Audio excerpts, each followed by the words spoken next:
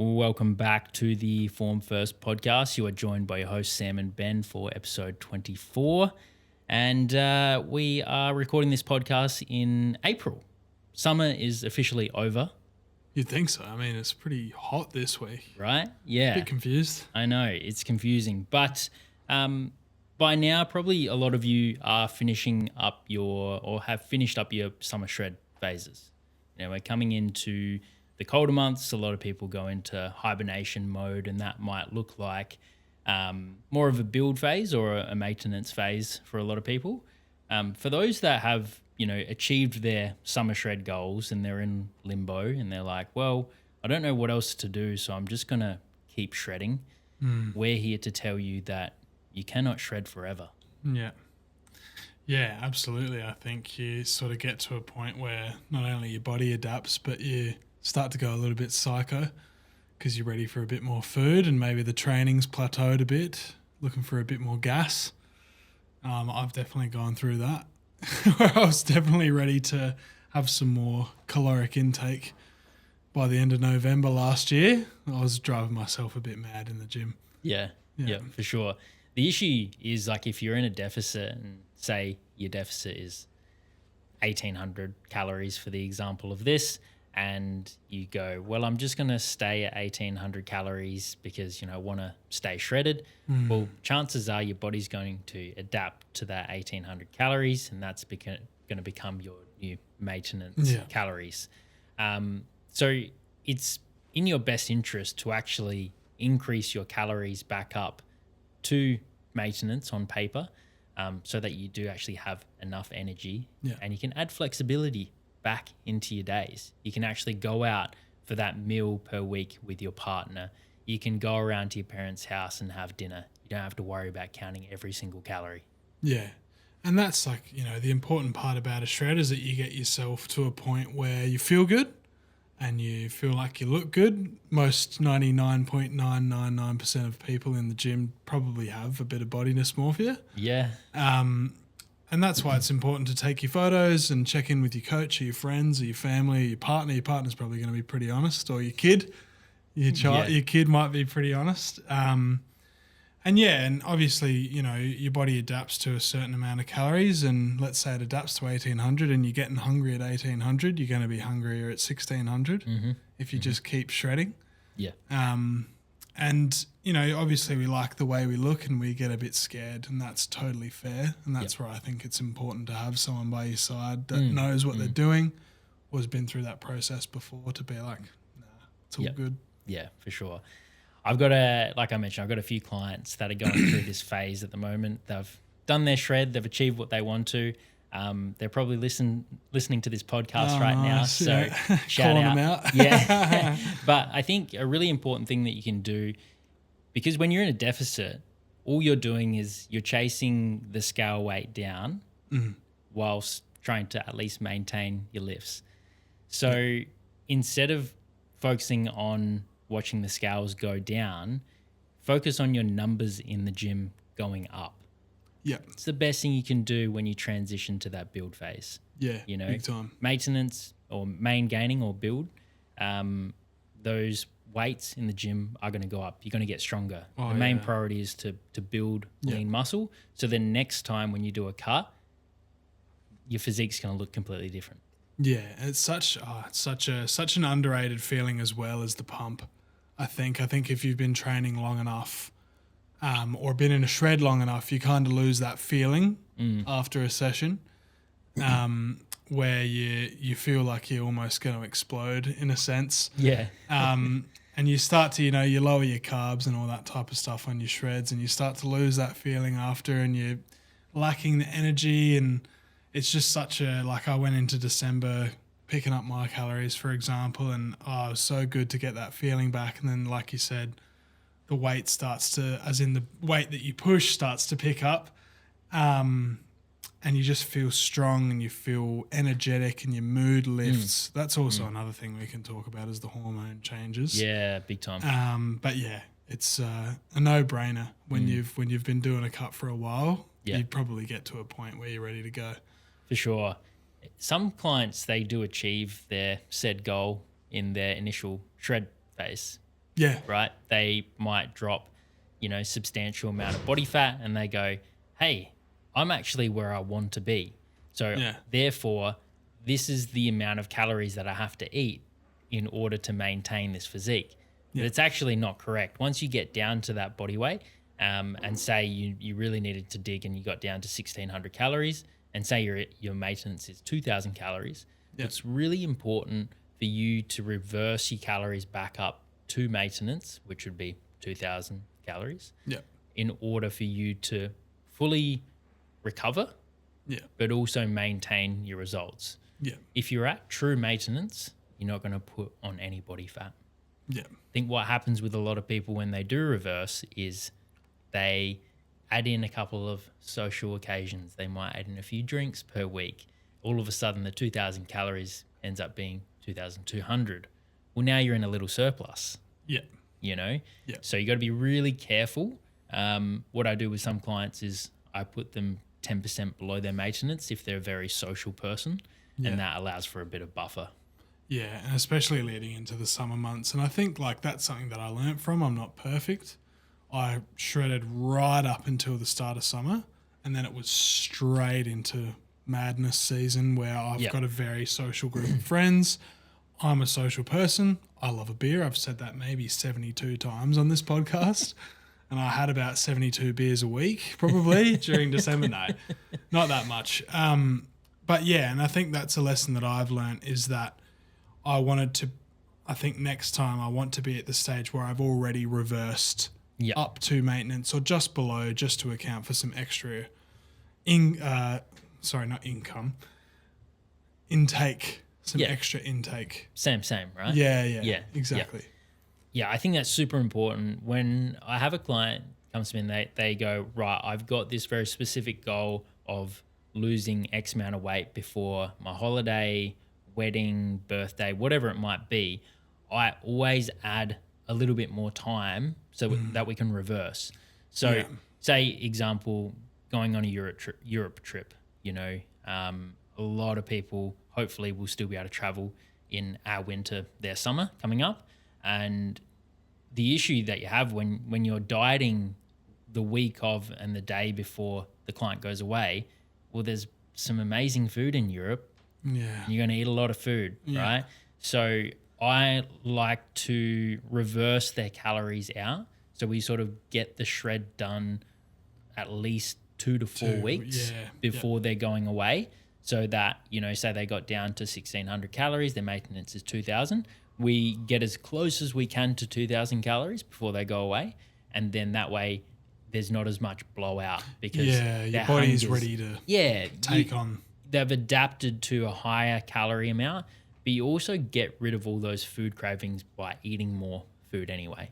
Yeah, Yeah. true. Exactly right. And I think, something that I guess I learned over the past couple of years is the fact that right at the end of a shred phase, your body is primed and ready to put on fat. Yes.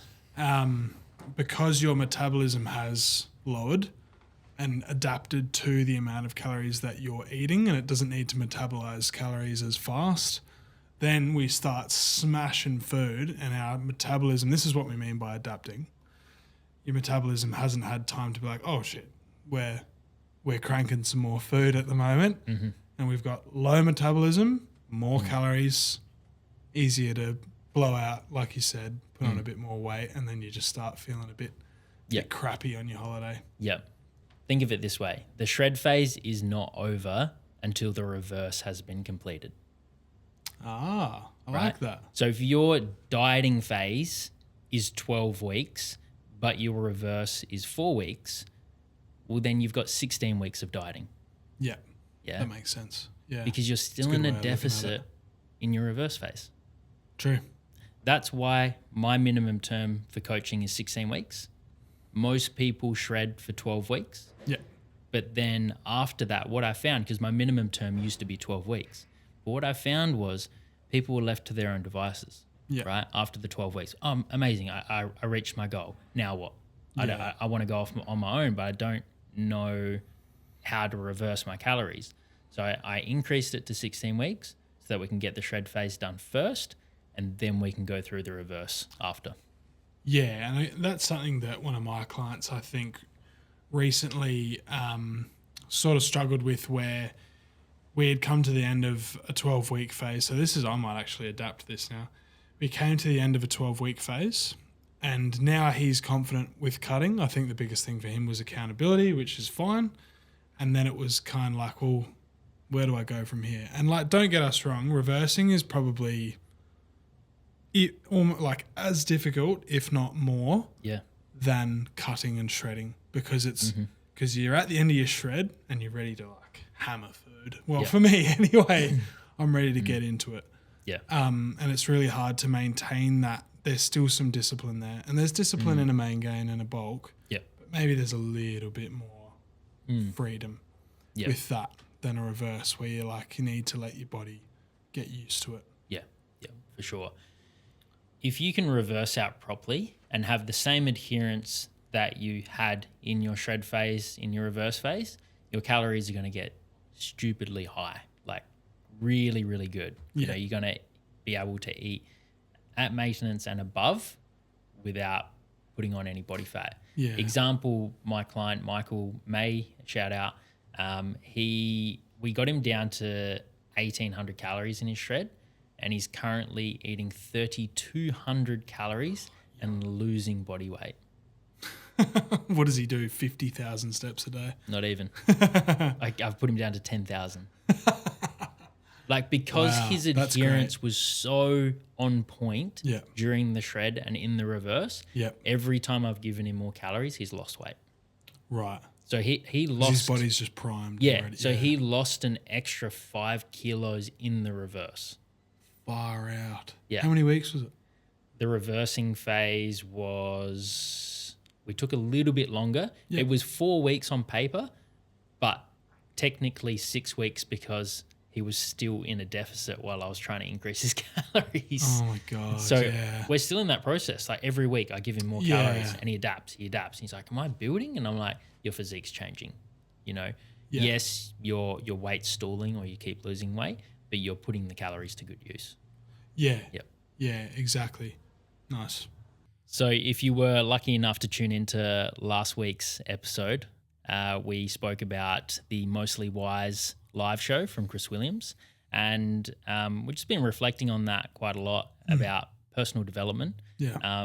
And we had a couple of our coaches ask, how was the show? And it got us thinking about other ways that coaches should be investing their money, where they should be investing their money for personal and business development. So I think podcasts are fantastic. Yeah. Really, really good way to get a great range of information from different perspectives. So Chris Williamson is really good. Trainer HQ have a great podcast specifically for fitness professionals. Yep. Shout out to Trainer HQ. I used to do business coaching with those guys. So great business mentors. Is there any podcasts that you personally listen to for personal development? Yeah. A really good one I sort of just tune into solely for that type of stuff is Physio Network. Cool. While I'm not a physio, a lot of that stuff is really relevant to me, and I aspire to take my career further in terms of allied health. So they just do quite detailed and specific episodes on different conditions, whether it's to do with your hips, your knees, your ankles, and they get in these different professionals from around the world. So sports physicians, physios that have done PhDs, they get in anyone and sort of talk about stuff like that. So that's my sort of go-to. I have my other podcast that's just for a bit of just listening, just tuning out type of listening as well, which I think is important. You don't have to just absorb information all the time. Sometimes you can listen to, and some podcasts do a really good mix of both, which I think Chris Williams is quite good at. For sure. He can sort of make it a bit more digestible long term. Yeah. A couple of other ones in regards to, business and personal development. Diary of a CEO. Yeah, you've really good. A lot. Yeah. The Zach Perner podcast. Yep. Another one, fitness He's Aussie, professional. isn't he? Yes, he is. Yeah. Yep. The game, Alex Hormozy. Mosey, yeah. I've Um, listened to that a bit. You put me onto him. yeah, Yep. Joe Rogan. Pick and choose your episodes. Yeah. For the Girls. Oh, Great nice. podcast by our trainers here at Form First. So tune in. Yeah. Great Definitely. podcast. Yeah. They're probably the main ones that come to mind. When you mentioned about, having a podcast that you listen to that is unfitness related, I think it's great. It's just as important because, we can't always absorbing, always on our phones about, business and, trying to get clients and all this sort of stuff. So I've got a podcast called We Got the Chocolates that I listen to. Yeah. We Got the Chockies. And those boys are just hilarious. Yeah. It's not fitness industry related. They love their cricket and their footy. Yeah. But they're just really funny. Yeah. Yeah. And I love just listening to them and tuning out. So Drive goes quick, doesn't it? for sure. Yeah. What's your podcast that you listen to unfitness related? Matt and Shane's secret podcast. So Okay. it's Shane Yep. Gillis Yep. and Matt McCusker. They're two comedians from the United States. Yeah, Nice. they've taken off. Shane became pretty popular and Nice. famous. So they've got a show on Netflix now, and so that's been that's a good one. Yeah, nice. Great. Outside of podcasts, you've got books and audiobooks. We're super spoiled in this day and age. Like Big time.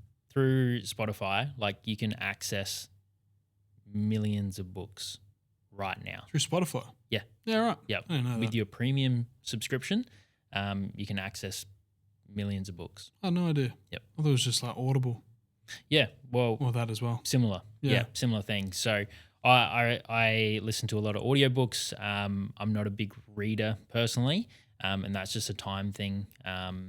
Like the only times that I have is when I'm walking my dog at night at 8 Hey, you p.m. read kids' books? I do read kids' books, yes, or when I'm driving, and the audiobooks is definitely a big hack. Nice. So yeah, jump on. There's loads of Good books. tip. Yeah, you reading any books at the moment? No, I'm planning to get into a book that my partner bought me, which is called The Importance of Muscle in Our Lives. So that's going to be really cool. I'm very excited to read that. It's a bit of a thick one, so it's like a rip the Band-Aid off, get the couple first pages done type Yep. of moment. Yeah. Nice. I'm currently Yeah. listening to James Smith, How to Be Confident. Does he have a book? Yes, he's got Yeah, cool. he's got 2 books, I think. Yeah, nice. From my understanding, he might have more. Yep. But yeah, so far so good. I'm only a little bit through that, but James he's a veteran in the fitness industry. Yeah. Started out PTing just like all of us, and then has built In England? and then moved. Well, Moved he over- moved over to Australia. moved here and Yeah, he did it, lives in yeah. Australia now. So, and he's built multiple businesses now. He's business partner with Chris Williams with Newtonic. Yep. So really good guy to listen to. He's a dad as well, so it's pretty cool to get some insight into his life as well. Yeah, I think recently, and this is, I guess, is a good way to sort of go into like investing your time and your money as a coach and how to grow your business is one of the things that I always see when James Smith comes up is like you don't need to go viral, you need to get clients. Like, Yep. Going viral can be bad Mm. and it can be good. It can make you look like a tart Yep. and it can, it can work out for you if you use it properly. But as simple as that quote is, Mm-hmm. yeah, you need to find ways to get clients. You don't need to be this super famous, unrecognizable person. Definitely. Yeah. One thing I've taken away from the book so far is like everyone, all these coaches out are trying to become overnight successes. They're trying to get famous on Instagram and TikTok, YouTube, and blow up into the next big fitness thing. Yep. And he said it takes 10 years to become an overnight success. Yep. Yep. And I believe that. Yeah. Trying and trying again. We've spoken about J.K. Rowling. Yep. From last episode, Yep. where she tried for, 12 times, which would have been years and years and years, I'm assuming. Mm-hmm. And then apparently she's an overnight success because, she got 500 million copies sold or whatever it was. No, she was going at it for ages. So same as James, same as Chris, and same as us, I reckon. Yeah. I think Eventually. everyone's got that, burning desire to be better, and they might have that little idea in their head, and they're just one idea away from breaking the algorithm to really being someone on social media. So Yeah. you just gotta keep at it. Yeah, and I think doing that is embracing embarrassment, like Yeah. using that as like a tool, because a lot of what those guys talk about, and a lot of fitness influencers are like, oh, my friends paid me out, people in the gym paid me out, everyone's having a go at me because I'm filming myself and doing all this stuff. It's like, look at me now. Yeah. You know what I mean? Success is on the other side of cringe. Oh, that's the one. That's such a good one. Yeah. Oh, that's so good. Yeah. Love it. And it's true. Like James Smith talks about it as well. He's like, back when he started in the industry, online coaching wasn't a thing. And he used to do weekly webinars, and he would sit in the staff room at the gym, and 50 people would rock up online, and he'd be there with his webcam going through, like, I don't know if he was doing sessions or just like teaching people how to, count calories and stuff. And all the trainers used to pay him out. Look at him now. Yeah. Like that's insane to be, paying that guy out back in the day, and he would just be like, well, it worked. Yeah. And here's where you want to be, right? Like you as in anyone. Yeah. In terms of a fitness industry. And I remember saying to you as well, like, especially after seeing that live show, I was like, we do a podcast. I'd love to be able to get to a stage where we can talk in front of people because it's fun.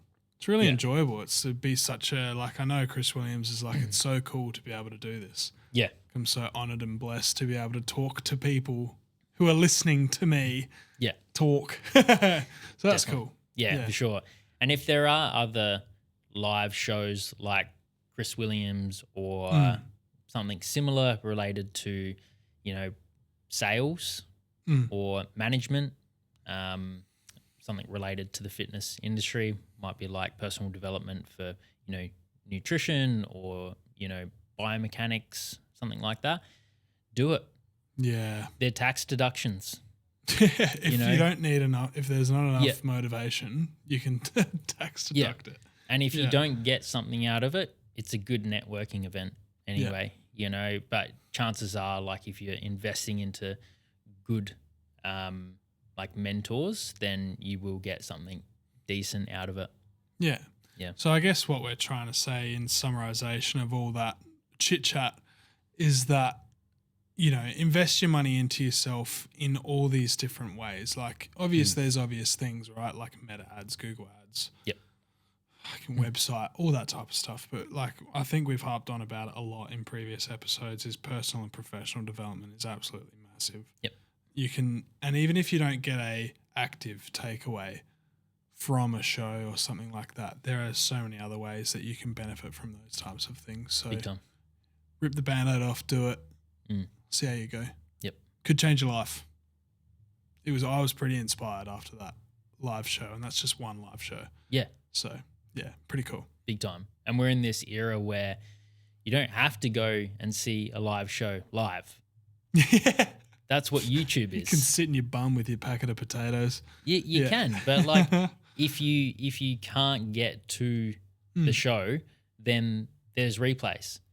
Most of these get clipped, and those clips go somewhere on Instagram, TikTok, YouTube, or some people record it and they upload the whole thing to YouTube as well. So just because you might be listening and you might be in a remote area, you might not be in a large city, you might not have access to these live shows. I mean, we don't get many of them here in Adelaide, unfortunately, as well as all the good artists. We get missed out, but it's a plane ride away. Yeah.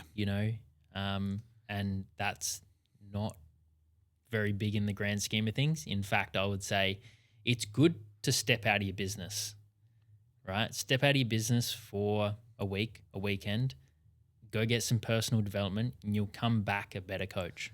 That's all I hear about people. It's like, I went for a conference in Brisbane for, one of our physios at the clinic I work at, he's always going to these events. And he just recently went to an event that was literally about hips, but he got to go somewhere to go and do it. And you can, like, 2 days of your trip can be business and learning, and then you might stay a couple of extra days and just chill and do whatever you want to do. Yeah, 100%. I mean, I just took the weekend off last week to go up to Brisbane, Gold Coast. For your B-Day. For Happy my birthday, Sammy Shreds. Thank you, mate. Appreciate it. 21 again. Yeah. Bloody hell. Funny how Can't that works. believe it. But 32 this year, and loving it. Loving the 30s Yeah, so I'm far. keen. It's ready for great. it. The most clarity I've had so far. Yeah. But yeah, even though that was more so a personal trip, it was really good to step out of the business and just have some time away from the gym and just have a nice time with my friends. And then when I came back, I was like, yeah, cool. I'm actually feeling good. I'm Ready motivated. to So roll. I think something else that you can invest in as a coach is actually stepping away from the business. Yeah. And it is an investment because it will take a hindrance on your income in the short term, but in the long term, you will recharge your batteries and you'll be able to put more back into the business. Yeah, it's a great opportunity and time to reflect as well.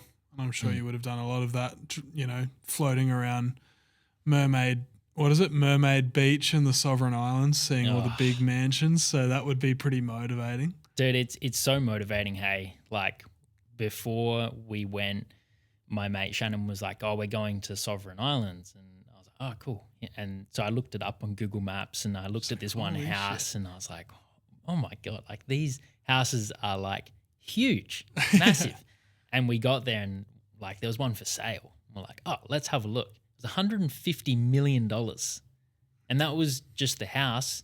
That wasn't the super yacht that was out the front. Like, it's just an astronomical. There's levels to the game. There's levels. And do you know how many people we saw there? None. Yeah. Probably. These are all their of them. holiday houses. Yeah. One of their holiday The houses. only people we saw were cleaners. Yeah. Cleaners and landscapers. It was nuts. Yeah. But yeah, it's motivating. Like it's to see all that and be like, yeah, you know what? It is possible. We're all going to make it. Yeah, you get one life, people. Yep. So now that we're leading into the colder months of the year, naturally leads for coaches start to gradually decrease at the start of the year during January, February, March. Typically leads will flow through if you've got the right systems set in place pretty organically, because that is the time when people are the most motivated. It's warm. They want to look good down the beach. So, hey. But in reality, this is the time now, as we are leading into the colder months, where your clients really need to start putting in the time and effort so that they will be in a great position come summer at the end of the year. Yeah. So we're going to give some practical tips on what to do when leads slow down, which naturally they will, and so that you can take away, and get those leads, get more clients during the quieter months.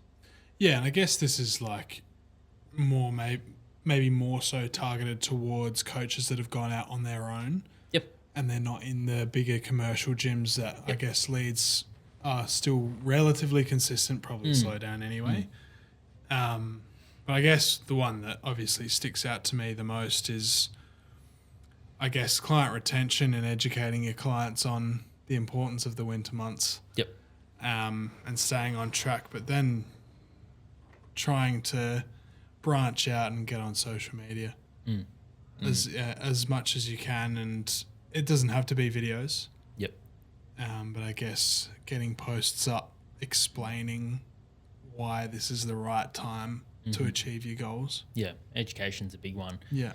What you said there with client retention, that's huge, because if you can hang on to the clients that you've got, you're not always going to need to find new clients, right? So focus on giving your clients the absolute A+ service and they will stick around. Looking at your actual existing clientele for referrals. So just gently hint, you don't have to ask like, hey, you got anyone that I can sign up of your family, your friends? Be like, does your mum and dad train? Do you have any siblings? Do they train? Does your partner train? And just gently hint that, hey, well, if they need help, I'm here. Something that I'm doing with a client at the moment is I'm training the daughter. She's finishing up the program, and then the mum's starting. She's taking over. So it's sort of like tag team. Yeah, and sweet. by the time the mum finishes, that would have been the son, the daughter, and the mum have been through the program. That's sick. And the dad's keen as well. So it's pretty cool, like just to rotate through. You don't always have to look outside of the box. You can look internally within that, same circle and get clientele from there as well. Super simple one. Get some business cards. Walk down to your local cafe that you get your coffee every day and ask to put your business cards at the front counter. Yep. Absolutely. Old school. 100%. Yep. Works. Yeah. When we were in Royal Park, there was a nice little Vietnamese place that you and I went to for our first business meeting. Yes, bro. Yeah. And I think I had my business cards there when we went in there, Your right? face was plastered all over the spot. Yeah. And I went in there, like I would go get lunch maybe once or twice there per week, maybe more. And I just asked the question, hey, do you guys mind if I put my business cards up? They're like, absolutely, that'd be fantastic. Yeah. Well, if you're looking for a relatively clean lunch, where are you going to go? Vietnamese, of course. Yeah. So people that were going in were health conscious. They were thinking about, well, what's the healthier option? I'm not going to go in and put my business cards in a McDonald's, right? But if you go and put it in a relatively healthy place, think Vietnamese sushi place, sandwiches, something like that. It's a great place to start. Coffee places. Yeah. And I got heaps of leads through there. Just that way. Old school, but it works. You made such a good point about, I think it's such an underrated thing again, and something that you don't think about. Even as a massage therapist, especially as a massage therapist, you get into this unconscious competence type of area where you start to just like, and it's really important to be aware of it. And as a coach as well, trying to actively remember that this is a client that is paying for your service, and you need to put in as best effort as you can. Mm-hmm. Some days you're going to be lower, sure, but as long as you're aware that you need to put in your best effort or as best as you can, the client will fucking notice. Yeah. And I think I got to a stage at at my other job where I started to fatigue a bit and just get into that like, they're going to get results. But clients can tell, especially regulars. Mm-hmm. Those are the ones you need to watch out for. Regulars can tell when you start to slack the fuck off. Yep. And then they're like, oh, well, I'm not going to recommend you. Yep. And that's such a good thing, is like, don't see one client as that's only one client. See one client as an opportunity to get more clients. Yep. I've massaged families, I've massaged friends of regulars, because that's it. It takes one massage for someone to be like, or like 3 good massages or 3 good PT sessions or anything like that for someone to be like, you have to go to Sammy Shreds. You have to go to Core Remedial. He's the best in the business. Mm-hmm. And I get that all the time. I don't have a website. I have Google reviews. I have word of mouth. My social media is not very active. Yep. Yeah, I'm still growing. Yeah. Because word of mouth is so powerful. And now that I know that, I'm going into most massages with the active representation of an A+ effort. Mm. Yeah. If you're an in-person trainer, people are always watching you. Yeah. If you're on the gym floor, great point, and you're just sitting there on your phone, or you got your hands in your pocket, or you got your arms crossed, and you're just chatting away while the client's doing their set, people are watching you, and they will probably not sign up, or they won't recommend you. But if you're there and you're giving your client 110% attention, you're crouching down with them next to the leg press, you're helping them up on their first set, you're giving them encouragement. Yeah, one more, good, counting their tempo telling them to breathe, all those cues, even if you've trained them 1,000 times, people are watching that. Yeah. And 100%. they will be impressed, and then they will recommend you, or they'll reach out to you themselves. Takes one misstep for someone to turn off. Yeah. Yep. It's quick to get the ick these days, for sure. Definitely. I got the ick with a lot of different trainers that I saw. That's a Yep. great point. I didn't even realise Yep. that you're just like, you see someone just like fighting about training someone that they probably don't want to train. Yeah. Yeah. Shocking. That's it. You mentioned Google. Huge. Massive. Google Business Profile. It's free. Yeah. Reviews are free. Yeah. We are currently at 57 5-star reviews for Form First. Yeah. How good is that? It's massive. Massive. Helps us. Yeah, I'm at 35-star for Core Media, and that's every time I ask Amazing. a new client, I'm like, how'd you find me? They go, Google. Your reviews were great. Give us more then. Yeah. You don't Yeah. ask, you don't get. Yeah. And I ask people in person. For sure. If you don't ask and you don't follow up the review, well, you're probably not going to get. How many times does someone ask you to review their page and you've gone like, oh yeah. Until you own your own business, that's when you realize how important that process is. Oh, I review everyone now. Yep. Did you before you had a business? Yeah. There you go. Right. So business owners review business owners. And they're also good referrals as well. But setting up your Google business profile, adding photos, adding your Good opening. photos. Yep. Good photos, professional, pay the money, go pay money to get professional photos done. Putting your phone number, putting your website, if you've got one, your email address, and just linking all of your reviews to your social media and your website. Big time. Yeah. It has to be on the website and it has to be in your social media. Even like highlights and stuff. Front page of your website. Yeah, absolutely. Front and center reviews. Yep, Yeah. for sure. Something that has helped me a lot and other coaches is on social media, we spend all this time creating content like reels and static posts, and we get these new followers come through. And what a lot of people do is they go, sweet, I got a new follower, fantastic. Hopefully they'll convert.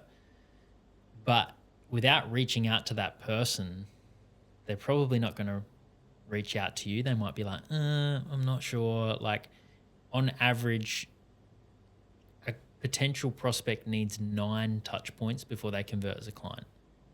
Right. 9. It's an actual study. Yeah. So That's crazy. if Yeah. someone sees your post organically, they watch your video, they give it a like, and they give you a follow. There's 3 touch points already. You send them a message, you send them a DM, you go back and forth a couple of times, and then, hey, thanks for the follow. Appreciate it. You can just ask them, a general question. Don't have to try to convert them right there and then. You don't have to be like, hey, thanks for the follow. Do you want to sign up for coaching? Can be something completely unrelated. Hey, thanks for the follow. I see that you're into skateboarding. I like skateboarding too. Where do you skateboard? And then you get the conversation rolling. Oh, I actually, tore my ankle, whatever it might be. I need to do a rehab. I'm looking for a coach. Oh, great. I can help you with that. Let's jump on a call and chat. Yeah. And even in the call, and that's the thing, that's all you're sort of thinking about at the start, especially when you're trying to build up. Like it's easy for us to say with built up rosters and lists and stuff like that. But I guess that's the first thing you think about at the start. It's like, oh, I've got to convert them. But I think one thing that you've mentioned heaps is just planting the seed, because you have people that come to you 3 years down the line. Yeah. And I've just signed up to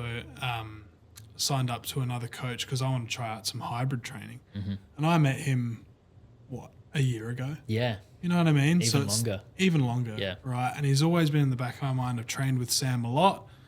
And honestly, he's, I'm just sick of him now. So, no. And I think that, just planting the seed. And they don't have to sign up on the day. They don't have to sign up a week later. It's just there. And that's one client, which, like we said earlier, can turn into 2, 3, 4, 5 clients. For sure. What was the catalyst for you to reaching out to the coach? I think that he's really good with his social media. So was it a reminder? You saw one of his posts and constantly kept seeing it? I think, from following him, I'm constantly seeing him on stories, constantly seeing his posts. And I'm not deep diving into his posts and stalking his page all the time. It's just a reminder that he is a coach. Yep. He's in great shape. He's not my ideal body type or anything like that. I just know that he's a really self-driven individual, which is inspiring. That's sort of what got me in. And he's a good bloke. Yeah. That's also Wasn't a major too point. pushy with getting you on, converting you as a client. Just went like, hey, Had a chat. Here's my deal. Yep. It's great, man. Yeah. I think it's really important to put CTAs, call to actions, on your social media. Like a lot of clients, a lot of coaches, when they're struggling, I go like, when was the last time that you just put a post or a story up saying that you've got coaching spots available? If you're a good coach, most people probably think you're booked out. Yeah. I get it all the time. People comment, or get in contact with me and they're like, hey, just wondering if you've got any coaching spots available. I'm like, Yep. yeah, I do. You know, so people just assume, they're like, oh, well, this guy's really busy, probably doesn't have time for me. Yeah. Yeah. Yeah. So putting it out there, stories, posts, Definitely. stuff like that. Yeah. Great point. Yeah. Thanks for tuning in for what was episode 24, guys. Don't forget to like and subscribe to our YouTube channel and follow us on Spotify. And we hope to see you on the next episode. Peace. Peace.